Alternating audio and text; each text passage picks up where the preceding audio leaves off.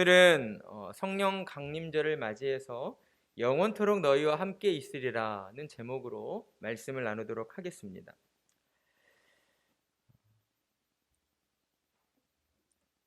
성령 강림절은 부활하신 예수님이 40일 동안 제자들과 함께 계시다 하늘로 오르신 후 이제 10일이 지난 그날에 오순절날 마가의 다락방에 모인 사도들에게 성령이 임하신 날을 기념하는 절기입니다. 성령 강림절은 성탄절, 부활절과 함께 교회의 3대 절기에 해당되는데, 성령 강림절이 특별히 신약시대 성도들에게 중요한 의미를 가지는 것은 성령 강림절은 교회의 탄생일이라는 그러한 역사적 의미를 지니고 있기 때문입니다. 여러분, 교회는 어떤 곳입니까? 교회의 정의는 무엇입니까? 교회는 예수를 그리스도시요 살아계신 하나님의 아들로 믿고 고백하는 사람들의 모임입니다. 그런데 이러한 믿음의 고백, 이러한 신앙의 고백이 누군가 이렇게 지식적으로 가르쳐 준다고 하여서 아무나 하게 되는 것은 아니다라는 것이죠.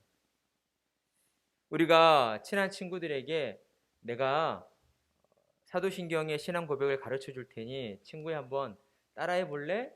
이렇게 가르쳐 줘도 대부분의 사람들은 우리가 가르쳐 주는 그 신앙의 고백을 끝까지 따라하지 않습니다. 왜냐하면 그의 마음으로부터 예수님이 믿어지지 않기 때문인 것이죠. 따라서 우리는 이러한 신앙의 고백이 누구를 통하여 우리에게 주어지게 되었는가 하는 것을 알 필요가 있습니다.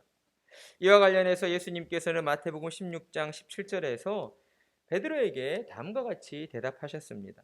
예수님은 제자들에게 너희는 나를 누구라 하느냐라고 질문하셨죠. 그러자 성격이 급한 베드로가 급하게 나서면서 주는 그리스도시요 살아계신 하나님의 아들이십니다 라고 대답하였습니다. 베드로의 이 고백은 신약시대의 모든 성도들 가운데에 가장 처음 예수님을 구주로 고백한 첫 번째 신앙의 고백이었습니다. 그러나 예수님께서는 베드로에게 다음과 같이 대답하셨죠. 너에게 이 사실을 알게 한 것은 이 땅의 사람이 아니라 하늘에 계신 내 아버지 곧 하나님이 알게 하셨다라고 말씀하신 것입니다. 따라서 우리는 예수님을 구주로 믿고 고백하는 일은 하나님이 알게 해 주실 때에만 가능하다라는 것을 알 수가 있습니다. 그렇다면 하나님은 어떠한 방법을 통하여서 예수님을 그리스도로 살아계신 하나님의 아들로 알게 하시는 것일까요? 우리는 이와 관련하여 또한 요한복음 3장 3절에서 사람이 거듭나지 아니하면 하나님의 나라에 들어갈 수 없다라고 말씀하신 예수님의 말씀을 떠올릴 수가 있습니다. 요한복음 3장 3절 예수께서 대답하여 이르시되 진실로 진실로 내게 이르노니 사람이 거듭나지 아니하면 하나님의 나라를 볼 수 없느니라. 요한복음 3장 5절 예수께서 대답하시되 진실로 진실로 내게 이르노니 사람이 물과 성령으로 나지 아니하면 하나님의 나라에 들어갈 수 없느니라. 아멘. 따라서 이 말씀을 통해 우리는 사람이 예수님을 구주로 믿고 고백하며 그래서 하나님의 나라에 들어갈 수 있게 되는 것은 성령으로 거듭나야지만 가능하다는 것을 알 수가 있는 것입니다. 그렇습니다. 성령으로 거듭나지 않는 사람은 하나님의 나라에 들어갈 수 없습니다. 예수님이 베드로에게 말씀하신 것처럼 성령으로 거듭나지 않은 사람은 예수를 구주로 알 수도 없고 또한 고백할 수도 없기 때문입니다.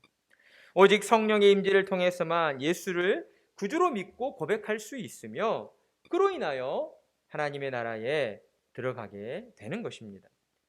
그래서 예수님은 하늘로 오르시기 전 제자들을 불러 모으시고 너희는 예루살렘을 떠나지 말고 하나님이 약속하신 성령을 기다리라 라고 말씀하신 것입니다. 오직 성령이 임하실 때에 너희가 권능을 받고 예루살렘과 온 유대와 사마리아 땅끝까지 내 증인으로 쓰임받게 될 것이다 라고 말씀하신 것이죠. 그리고 이러한 예수님의 약속은 예수님이 하늘로 승천하신 지 10일째 되는 날 마가의 다락방에 모여 기도하고 있는 제자들 가운데에 성령으로 임재하셨습니다. 성령 강림을 통하여서 성령 충만함을 받은 베드로는 예수님이 그들에게 예언하셨던 것처럼 너희가 온 유대와 사마리아 땅끝까지 이르러 내 증인이 되리라 이렇게 말씀하셨던 것처럼 베드로는 11 사도와 함께 소리 높여서 그리스도의 복음을 전하기 시작했습니다. 그러자 놀라운 일이 벌어졌죠. 베드로의 설교를 들은 수많은 사람들 가운데에 마음에 찔림을 받고 회개하여서 그리스도의 이름으로 세례를 받은 사람이 무려 3,000명에 이르게 되었던 것입니다. 이것을 가능하게 한 것은 베드로가 그만큼 설교를 잘했기 때문이 아니라 그가 하나님의 은혜로 성령 충만함을 받았기 때문이었습니다. 성령 충만함을 받은 베드로는 분명 이전과는 다른 새 사람이 되어 있었던 것이죠. 베드로는 분명 이전에도 예수를 구주로 믿고 고백하였습니다. 그러나 성령 충만함을 받은 이후에 그의 믿음은 분명 이전과는 다른 믿음이었다라는 것입니다. 성령 충만함을 받은 베드로는 그 무엇으로도 흔들리지 않는 굳건한 바위 같은 믿음을 갖게 되었던 것이죠. 그의 마음에는 예수님을 향한 한 점 의심이나 망설임도 없었습니다. 100% 완전 무결하고도 순결한 믿음이었다라는 것이죠. 베드로 안에 충만하게 채워진 그 믿음은 베드로의 마음을 뜨겁게 달아오르게 했습니다. 주체할 수 없을 만큼 뜨거워진 그의 마음은 사람들을 향하여 달려나가게 만들었고 그들 앞에 서서 그리스도의 복음을 담대하게 전하게 만들었던 것입니다. 그러자 성령께서 권능으로 역사하셨고 베드로의 설교를 들은 사람들의 영혼을 깨우시고 그들의 마음에 깊은 찔림을 주시어 회개하는 자리로 나아오게 만드신 것입니다. 그리고 자신이 죄인임을 깨닫고 회개함으로 하나님께로부터 구원받는 그러한 역사가 이루어지도록 하나님께서 일하여 주신 것이죠. 오늘날 신약의 교회는 따라서 이처럼 성령의 역사하심을 통해 세워지게 되었다라고 할 수가 있습니다. 그 증거가 어디에 있습니까? 바로 여기에 있는 것이죠. 우리들입니다. 저와 여러분은 예수님을 만난 적이 없습니다. 예수님을 한 번도 본 적이 없습니다. 그러나 그럼에도 불구하고 우리는 예수님을 그리스도로 믿고 살아계신 하나님의 아들로 믿고 있습니다. 그 믿음의 증거가 바로 거룩한 주일을 구별하여 하나님 앞에 모여 예배드리고 있는 것이죠. 이것이 바로 우리 안에 살아계신 예수님께서 함께하고 계시며 우리 안에 그 믿음으로 말미암아 역사하고 계신다는 것을 보여주고 있는 것입니다. 어떻게 이러한 일들이 가능하게 되었습니까? 성령을 통하여 가능하게 된 것입니다. 2000년 전 오순절날 이 땅에 강림하신 성령님께서 지금도 살아 역사하셔서 우리 안에 계시며 우리와 함께 하시며 우리에게 믿음을 주시고 하나님의 말씀을 들려주시며 하나님의 말씀을 깨달아 알게 하시기 때문이다라는 것입니다. 오늘의 말씀은 이러한 의미에서 예수님께서 이제 하늘로 오르시기 전 홀로 남겨지게 될 제자들을 위로하시며 주시는 말씀입니다. 예수님은 두려워하고 불안에 떠는 제자들에게 너희들에게 내가 보혜사 성령을 보내어 줄 테니 그 성령을 통해서 너희와 영원토록 함께 할 것이다 라고 약속하시며 위로해 주신 것입니다. 따라서 우리는 오늘 말씀을 듣고 하나님의 사랑과 위로를 확인하고 맛보는 자리가 되어야 할 것입니다. 하나님의 사랑과 위로를 맛보고 누리시는 그러한 은혜가 우리 가운데 충만하기를 간절한 마음으로 축복합니다. 예수님은 15절에서 이렇게 말씀하셨습니다. 너희가 나를 사랑하면 나의 계명을 지키리라. 예수님의 이 말씀은 제자들은 예수님의 계명을 지켜야 하는데 예수님의 계명을 지키기 위해서는 먼저 무엇을 해야 한다라고 말씀하시고 있습니까? 예수님을 사랑해야 한다라고 말씀하시고 있습니다. 그리고 바로 이어서 16절에서 무엇을 말씀하시는가? 내가 아버지께 간구하여서 보혜사 성령을 너희에게 주시겠다라고 말씀하시고 있습니다. 따라서 우리는 15절의 말씀과 이 16절의 말씀이 어떤 식으로든 연결되어져 있다라고 생각할 필요가 있습니다. 그냥 아무 생각 없이 말씀을 읽다 보면 15절에서 계명을 지키는 것과 갑자기 뜬금없이 16절에서 예수님이 아버지께 간구하여서 너희에게 성령을 주시겠다 하신 이 말씀이 어떻게 연결되어지는가 라고 의문을 가질 수가 있기 때문이죠. 그러나 15절과 16절의 말씀은 결코 뗄래야 뗄 수 없는 깊은 관련을 맺고 있는 말씀입니다. 그것은 예수님이 제자들에게 나의 계명을 지키라 하신 것은 단순하게 어떤 행위적인 순종만을 요구하신 것이 아니었기 때문입니다. 또한 제자들을 떠나시는 예수님을 붙잡으려 하는 그러한 어떤 감정적인 사랑만을 요구하시는 것도 아니었기 때문입니다. 예수님이 진정으로 바라시는 것은 제자들이 참된 사랑이 무엇인가를 깨달아 알게 되기를 원하셨습니다. 그것은 다름 아닌 예수님께서 제자들에게 가르쳐 주신 그 계명을 무엇보다 철저하게 지켜 나가는 것이었습니다. 여기서 계명을 철저하게 엄격하게 지킨다는 것은 예수님의 계명에 무조건적으로 복종해야 한다, 이것을 말씀하는 것이 아닙니다. 그것은 예수님을 우리가 마음으로부터 진정으로 사랑하여서 자원하는 마음으로 기쁨과 감사하는 마음으로 예수님의 계명에 순종해야 하는 것이었습니다. 그러나 이 일은 어떻습니까? 제자들의 어떤 힘과 노력과 능력만으로 이루어질 수 있는 것이 아니라는 것이죠. 성령의 도우심을 통해서만 가능한 일이었다라는 것입니다. 그래서 예수님께서는 15절 말씀 이후에 이제 16절로 성령을 아버지께 간구하여 너희에게 주시겠다 하시면서 너희가 나를 사랑하고 내 계명을 지키는 것은 성령이 너희에게 찾아오실 때에 성령의 도우심을 통하여서 완전하게 이루어질 수 있다는 것을 그들에게 말씀하시고 있다라는 것입니다. 예수님은 성령을 주심으로 제자들이 예수님을 진정으로 사랑하고 예수님의 계명에 순종함으로써 또한 이 땅 가운데 영원토록 주님과 함께하는 그러한 삶을 살도록 약속해 주신 것입니다. 그리고 예수님은 여기서 제자들에게 하나님께 간구하여 주실 성령을 또 다른 보혜사라고 표현하셨습니다. 예수님이 또 다른이라는 수식어를 붙여서 보혜사를 말씀하신 것은 예수님과 성령님이 서로 연결되어 있으면서도 또한 두 분의 위격상 서로 다른 분이라는 것을 우리에게 나타내 주고 있는 것입니다.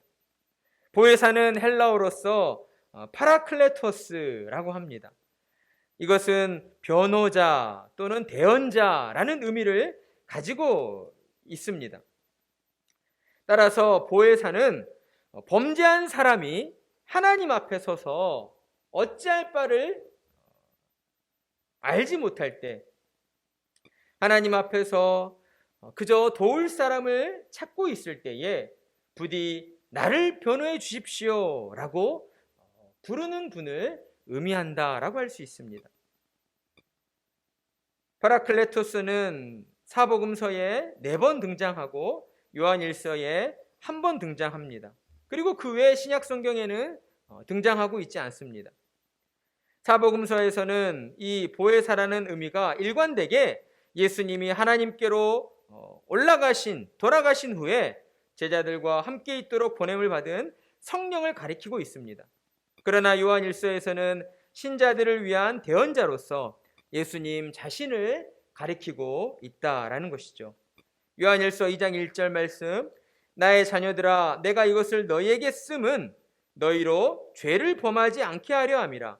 만일 누가 죄를 범하여도 아버지 앞에서 우리에게 대언자가 있으니 곧 의로우신 예수 그리스도시라. 아멘. 따라서 예수님이 성령을 가리켜서 또 다른 보혜사 이렇게 말씀하신 것은 예수님 자신 또한 보혜사이셨다는 것을 그들에게 알려주신 것이다 라고 할 수 있습니다. 우리는 신약 성경 곳곳에서 예수님이 보혜사로서 제자들과 함께 일하셨다는 것을 보게 됩니다. 예수님은 제자들을 위로하시는 분이셨습니다. 예수님은 제자들에게 말씀을 가르치시고 예수님 자신에 대하여 증언해 주시고 또한 죄에 대하여 세상을 책망하시며 제자들을 진리 가운데로 인도하시는 분이셨다라는 거죠. 따라서 파라클레토스, 이 보혜사에 해당하는 이 단어의 의미는 단지 변호자나 대언자일 뿐만 아니라 예수님이 행하신 여러 사역들을 통하여서 위로자 또는 교사 또는 변호자, 보혜사, 돕는 자 또는 인도자와 같은 다양한 의미로 번역될 수 있음을 알게 되는 것입니다. 오늘 본문에서는 이 보혜사 성령을 예수님은 제자들을 위로하시는 분으로 묘사해 주고 있습니다. 예수님은 제자들을 위로하시며 내가 비록 육체로는 너희를 떠나지만 하나님이 보내실 성령을 통하여서 너희와 영원토록 함께 하시겠다라고 약속해 주고 계시기 때문입니다. 그렇습니다. 예수님은 우리를 도우시고 위로하시며 우리의 대언자 되시는 성령님을 보내어 주셨습니다. 예수님은 세상에 홀로 남겨질 제자들을 돕기 위해서 죄로 부패한 그 험악한 세상을 살아가는 신자들을 고아처럼 버려두지 않으시기 위하여서 언제든 도움을 청할 수 있도록 우리 가운데에 성령을 보내주신 것입니다. 따라서 믿음의 사람은 어떤 어려움을 당하든지 도움이 필요할 때에 성령을 찾을 수가 있습니다. 도저히 혼자의 힘으로 감당할 수 없는 일 앞에서 낙심하여 주저앉고 싶을 때에 우리 주변에 누구 한 사람 의지할 사람이 없어서 그저 막막하기만 할 때에 믿음의 사람은 언제나 성령을 부를 수 있고 성령을 향하여서 내 곁으로 와서 나를 좀 도와달라고 요청할 수가 있다라는 것입니다. 신자된 자들은 이렇듯 성령을 부르며 성령께 도움을 요청할 때에 미안해하거나 어려운 마음으로 부탁할 필요가 없습니다. 왜냐하면 하나님께서 예수 그리스도를 믿는 자들에게 성령님을 선물로 보내주셨기 때문입니다. 그러니 신자는 어느 때라도 성령께서 나와 함께 하시며 나를 도우신다는 그 믿음을 가지고 날마다 성령의 도움을 구하며 살아가야 합니다. 마음이 울적하고 외로울 때에, 삶이 힘이 들고 고단할 때에, 세상의 일들로 마음이 억울하고 답답할 때에 우리는 우리 안에 있는 그 모든 일들을 두고 성령님을 부르며 성령께 도움을 구해야 하는 것입니다. 그리고 예수님은 이 성령께서 진리의 영으로 우리에게 찾아오셨다라고 말씀하십니다. 성령은 신자들에게 세상이 알지 못하는 진리를 깨닫게 하고 우리를 진리의 길로 나아가도록 인도해 주시는 분이십니다. 죄로 타락한 세상은 거짓의 아비인 사탄의 권세 아래에 놓여 있습니다. 따라서 사탄의 권세 아래에 놓여 있는 이 세상은 우리에게 찾아오신 진리의 영이신 성령을 결코 알아볼 수가 없는 것이죠. 따라서 성령을 받을 수도 없고 성령을 볼 수도 없고 성령을 알 수도 없는 것입니다. 그러나 오직 하나님의 은혜로 예수 그리스도를 믿게 된 자들만은 성령을 알 수 있고 또한 성령으로 말미암아 진리의 길로 나아갈 수가 있는 것입니다. 따라서 신자는 모든 순간 진리의 영이신 성령의 이끌림을 받아야 합니다. 성령의 이끌림을 받지 않고서는 우리는 어느 순간에라도 사탄의 미혹에 흔들려 잘못된 길로 빠져버릴 수 있기 때문인 것이죠. 우리 자녀 성도님들 잘 들으십시오. 여러분이 앞으로 장성하여 어른이 되고 앞으로 여러분이 세상에 나아가서 직장을 갖게 되고 사회의 일원으로서 살아가다 보면 참으로 여러분이 생각지 못한 그러한 말도 안 되는 일들이 여러분에게 많이 벌어지게 됩니다. 내가 잘못한 일이 아님에도 불구하고 믿지 않는 누군가로부터 억울한 누명을 받기도 하고 그로 인하여 정말 마음 답답한 그런 상황 가운데 놓이게 될 수도 있는 것입니다. 그리고 때로는 너무나도 좋은 친구의 모습으로 다가오는 그 친구를 통해서 하나님이 기뻐하시지 않는 그러한 잘못된 그러한 일들을 저지르게 되는 그러한 유혹을 당하게 될 수도 있습니다. 그럴 때 우리는 누구를 의지해야 합니까? 우리 안에 찾아오신 성령님을 의지해야 합니다. 우리 자녀 성도님들 성령님이 눈에 안 보이시니까 안 계신 것 같지만 그렇지 않아요. 여러분의 마음의 중심에 성령님이 찾아와 계십니다. 어떻게 이것을 확신할 수 있습니까? 우리 자녀들 대답해 봅시다. 여러분, 예수님을 믿으십니까? 예수님을 구주로 믿고 계십니까? 아멘? 예수님을 믿습니다라고 여러분이 고백하고 있다면 그 고백을 통해서 여러분의 심령 가운데 성령님이 찾아와 계시고 성령님이 여러분의 삶을 도와주시고 여러분을 진리의 길로 이끌고 계신다라고 여러분은 확신할 수가 있는 것입니다. 그러니 우리는 모든 순간 우리 안에 찾아오신 성령님만을 의지하여서 진리의 영이신 성령께서 인도하시는 대로 우리는 순종하며 나아가야 하는 것입니다. 우리는 오늘 말씀을 통하여서 이렇듯 예수님이 홀로 남겨질 제자들에게 보혜사 성령을 보내시겠다라고 약속하시고 그 약속하심을 통하여서 우리는 몇 가지 교훈을 얻을 수가 있습니다. 첫째는 보혜사는 예수님을 사랑하고 순종하는 자들에게 주시는 하나님의 선물이다라는 것입니다. 이것은 우리가 하나님께로부터 성령을 선물로 받을 만한 자격이 있다는 것을 의미하는 말씀이 아닙니다. 오히려 하나님께서 예수님과 관계를 맺고 있는 자들에게 보혜사를 선물로 주셨다라고 우리는 이해해야 하는 것입니다. 하나님께서는 예수님을 사랑하고 순종하는 자들에게 이처럼 보혜사 성령님을 선물로 보내주셔서 이 땅을 사는 동안 오직 하나님의 말씀에 따라서 하나님을 믿고 하나님의 뜻에 충성하는 자들로 살아가도록 우리를 인도해 주시는 것입니다.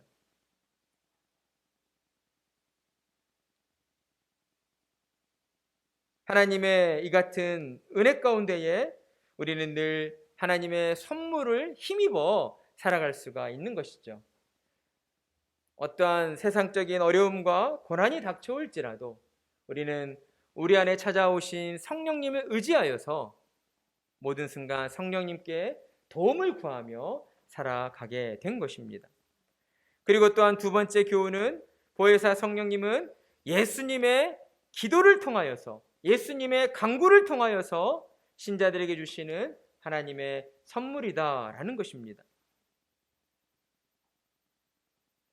예수님께서 기도하심으로 우리에게 성령을 선물로 주셨기 때문에 하나님이 우리에게 주신 성령의 선물은 결코 무엇으로도 빼앗길 수 없다라는 것이죠. 하나님께서 우리에게 주신 그 성령의 선물은 예수님의 간구하심으로 우리에게 주어졌기 때문에 우리는 모든 순간 성령을 의지하여 하나님의 뜻에 순종하는 자로 살아갈 수가 있게 된 것입니다. 그리고 또한 마지막으로 보혜사 성령님은 진리의 영으로 우리와 함께 하신다라는 것입니다. 이 말씀은 성령이 행하시는 일이 무엇인가를 우리에게 잘 나타내 주는 교훈입니다. 보혜사 성령님은 신자들 안에 거하시며 우리 속에서 진리를 밝혀주십니다. 매주일 우리가 하나님 앞에 나와 예배당에 모여서 하나님의 말씀을 들을 때에 그 말씀을 깨닫게 하시는 분이 누구십니까? 바로 우리 안에 계신 성령님이십니다. 그렇기 때문에 아무리 세상적으로 학식이 뛰어나고 지식이 뛰어난 사람이라 할지라도 그가 성경의 말씀을 10번, 20번, 100번을 읽었다 할지라도 하나님의 진리의 말씀을 깨닫지 못하는 사람은 그 무엇으로도 깨달을 수가 없는 것입니다. 오직 성령의 역사하심을 통해서만 하나님의 말씀을 깨닫게 되는 것이죠. 하나님께서는 이처럼 우리 속에 역사하신 우리에게 선물로 주신 성령님을 통하여서 하나님의 말씀을 깨닫게 하시고 그 깨달음을 통하여 하나님의 뜻에 순종하는 자로 살아가도록 우리를 인도해 주십니다. 여러분 생각해 보십시오. 우리 자녀들 가정에서 부모님과 함께 생활할 때에 어떨 때 가장 화가 납니까? 어떨 때 가장 억울합니까? 목사님의 경험상으로는 이런 것 같아요. 앞뒤 설명 없이 무조건 뭐라 하실 때, 그죠? 이 사람이라는 존재가 하나님께서 그렇게 창조하신 것 같습니다.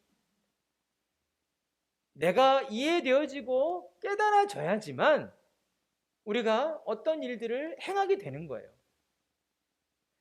아무리 잔소리를 많이 해도 그 사람이 직접 깨닫지 못하면 그 사람의 행동의 변화가 일어날 수가 없는 것이죠.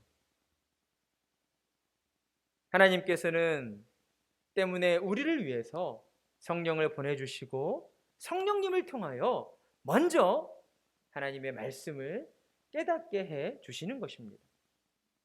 하나님의 말씀을 깨달아야지만 우리가 자원하는 마음으로, 기쁜 마음으로 예수님을 사랑할 수 있기 때문이죠. 복종의 의미가 아닙니다. 순종이잖아요. 성령을 통하여 하나님의 말씀을 깨달은 성도는 모든 순간 하나님을 먼저 사랑하게 되어 있습니다. 내 삶의 중심을 하나님께 맞추고 그저 하나님이 기뻐하시는 일이 무엇인가? 내가 이렇게 행동할 때 하나님이 기뻐하실까? 이런 것들을 늘 생각하며 살아가게 되는 것입니다. 그리고 성령의 인도하심에 하나 둘 순종해 나아갈 때에 어때요? 우리의 삶의 모습은 분명 이전과는 다른 좀 더 예수님을 닮은 모습으로 변화되어져 가는 것입니다. 예수님을 닮은 모습으로 우리의 삶의 모습이 변화되어져 갈 때에 자연히 따라오는 것이 무엇일까요? 하나님이 우리의 삶을 형통하게 하시는 그 축복의 은혜가 우리의 삶에 넘쳐나게 되는 것입니다.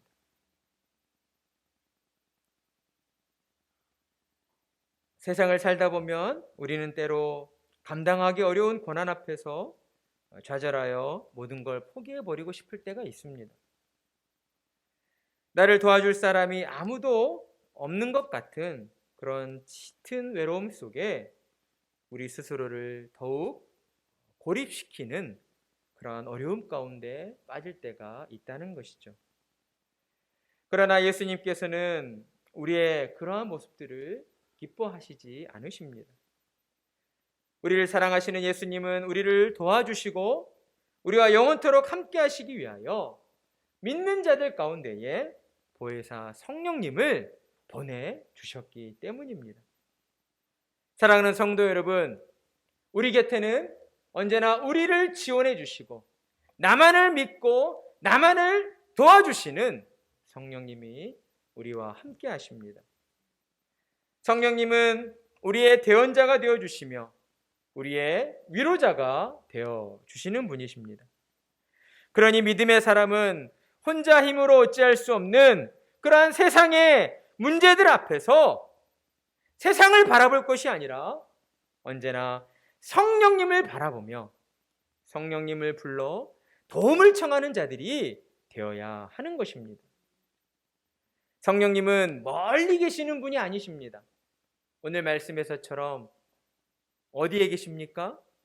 우리 안에 계시는 분이십니다. 성령님은 우리의 마음 가운데 찾아와 계시고 언제든 우리의 도움에 귀 기울이고 계시는 분이시다라는 것이죠. 그러니 모든 순간 성령님께 도움을 구하며 살아가시는 성도님들이 되시기를 축복합니다. 우리는 사실 매일의 삶 속에서 성령의 도우심이 없이는 온전히 믿음으로 살 수 없는 자들임을 우리는 고백해야 합니다. 그리고 모든 순간 성령의 도우심을 간구하면서 우리의 삶이 하나님의 기쁨이 되는 자들의 삶으로 오직 진리의 영이신 성령께서 인도하여 주시는 대로 우리는 순종하는 모습으로 살아가야 하는 것입니다. 오늘 우리에게 주신 말씀처럼 우리에게 은혜를 주시기 위하여 우리를 위로하여 주시고 우리를 하나님의 말씀에 순종하는 자로 살아가도록 하시기 위하여 우리에게 성령님이 찾아오셨다라는 사실을 믿고 확신하시면서 그 믿음으로 날마다 하나님의 기쁨을 위하여 하나님의 영광을 위하여 살아가시는 복된 성도님들이 되시기를 간절한 마음으로 축복합니다.